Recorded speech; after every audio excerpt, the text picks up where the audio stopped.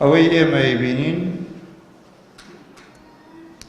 کە دووسێ مانگیشە لە پێکهێنانی حکوومەتەکە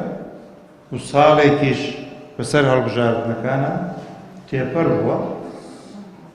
و ئێمەش وەکو لایەنێکی سیاسی داکۆکیەکەین و خۆشحاڵین چاکسازی بکرێت و ئەو حکوومەتە هەم لە بەرنامەی حکوومەت کە لە پەرلەمان خوێندەوە و هەم پێکهێنەرانی زۆر داکۆکی لەسەر چاکسازی دەکەن، بەڵام لە عەرزی واقع تا ئێستا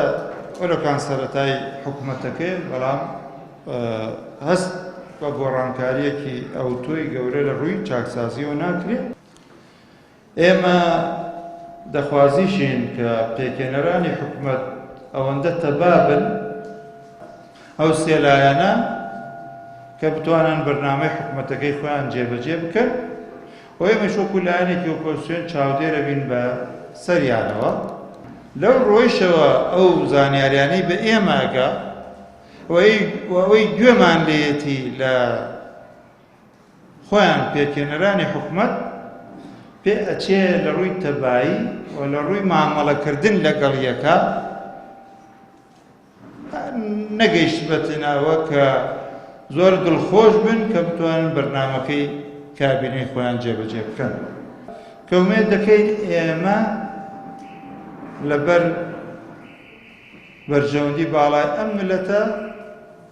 حکوومەت بتوانێت بەرنامەی چاکسازی خۆی جێبەجێ بکات و ڕێگای چاکسازیش دیارە چاواشەکردنی خەڵکی کوردستان بە چاکسازی لاوەکی و لە بیربردنەوەی خەڵکی لە خاڵە گرنگەکان کە دەبێت چاکسازی تیاکرێت کە سەروەتی ئەم ملەتەیە کە نەوتە و شەفافەتی تێدا بکرێت ئەوە گرنگە و دەبێت لەوەوە دەست پێ بکرێت